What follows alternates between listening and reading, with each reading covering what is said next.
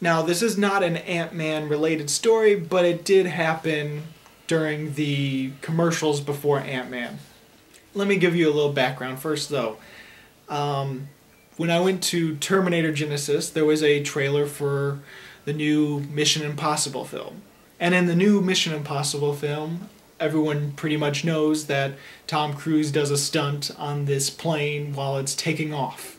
Now that's a real stunt, and a lot of people know about it because some people, like me, know that Tom Cruise tends to do his own stunts, and then looked it up to see if it really was him doing it, and he is. But a person in the theater didn't know that, didn't look it up, I guess, didn't care to, and so when it showed the scene in the trailer where the plane's taking off and he's hanging on for dear life, suddenly a lady behind me says, "Fake!" Now when we went to Ant-Man and that same trailer popped up, a new thing popped up before that trailer, and it was a making of that scene in the new Mission Impossible film. And so it shows Tom Cruise really hanging on for dear life on this plane. Of course there's wires keeping him, but what if that wire snaps? He's dead. I just wish that little sequence was before the other Mission Impossible trailer so that that lady wouldn't say stupid things. So before 2015 started and we knew which Marvel films would come out this year, a lot of people were thinking Age of Ultron will be the best one, hands down. It's got some competition. Ant-Man was really amazing, and honestly I think that one is my favorite film from Marvel this year.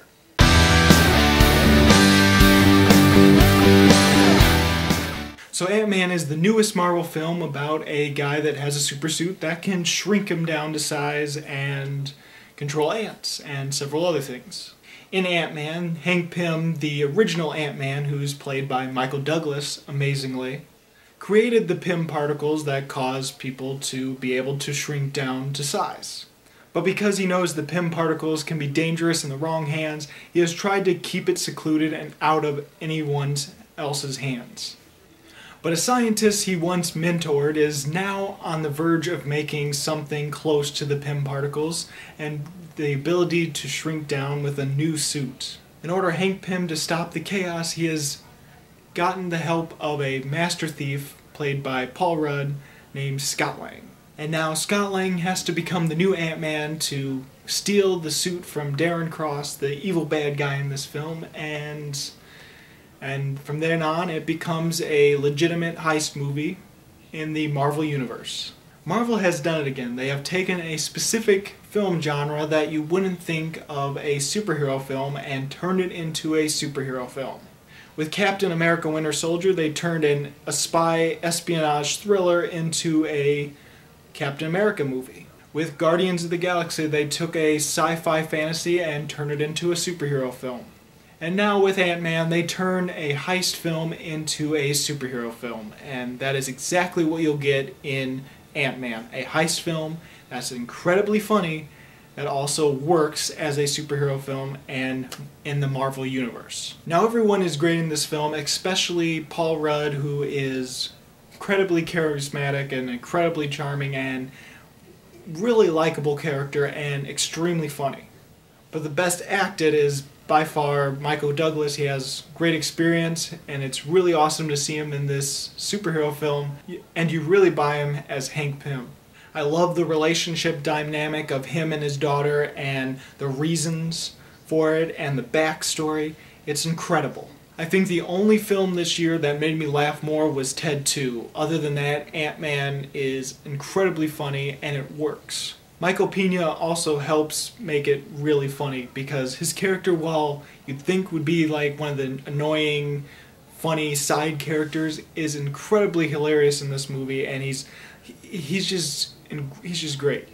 I loved how this film tied in with the rest of the Marvel Universe, and it wasn't too over the top, and it didn't feel like it was too forced. Now this is a heist movie and it is a smaller film. It's not like you would expect an Avengers movie to be. But with that in mind, the action is still incredible and I think the shrinking really helps. Because when the characters shrink down and fight each other, it feels like any other big action superhero film. It is an amazing looking film, it is funny, and the only real issue I have is the villain. Now I get it, Guardians of the Galaxy is my favorite of the Marvel Universe so far, and even that villain was a little bit weak, but I liked that villain. Even though he was the stereotypical bad guy, he didn't have much of a personality, and he was just pretty much a badass, and he wasn't really funny while everything else was funny. And a lot of people didn't like that because they wish he would have some sense of humor to him. But for me it worked because they didn't really give him a huge backstory. They just made him be the evil character, and it was clear that they weren't pushing for something grander. With Ant-Man, though, it does feel like the villain is trying to push to something grander. He gets a backstory. It's something that you feel needs to have a fully fleshed character because they give you examples and they give you backstory and they give you a little bit tidbit, but it doesn't go enough. Basically not fully fleshed out, and there's things that you can figure it out for yourself, and there are plenty of moments where it is a little bit more subtle, but overall it didn't feel like it was a fulfilling villain for me. Now I have to hand it to Corey Stoll, who did play the villain in this film, because I think he did as best as he could with the villain, and there's some really good dramatic scenes with him and Hank Pym. He did bring his A game, but overall the story and the backstory for him wasn't as complete as I would like it to be, and because there was a hint of it and it wasn't fully fleshed out, that's why the villain was a little bit of a problem for me. But overall, that is a very nitpicky thing for something that I really, really enjoyed. Now, if you still haven't seen Ant-Man, listen, every Marvel movie, you should know by now, does have a clip during the end credit scenes. Here's the thing though, Ant-Man has two scenes. It has one amazing scene in midway through the credits, and it has an equally just as incredible scene at the very end once the credits are all done. So stay till the end of the credits and you will really enjoy it. So if you have seen Ant-Man and you didn't see the last one, go ahead and see it again. Just for the credits, or just look it up, I guess. So I'm going to have to give Ant-Man 4.5 stars. It's not quite 5 for me. Like I said, there was the villain issue, but that's a very nitpicky thing, but at the same time, it is better than Age of Ultron for me. So have you seen Ant-Man? What did you think about it? Go ahead and comment below.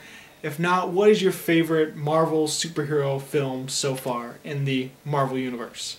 Mine is Guardians of the Galaxy, with Captain America Winter Soldier a very close second. Yeah, last year was absolutely amazing. As always, this is Bruce Gifford, and this was Just My Opinion.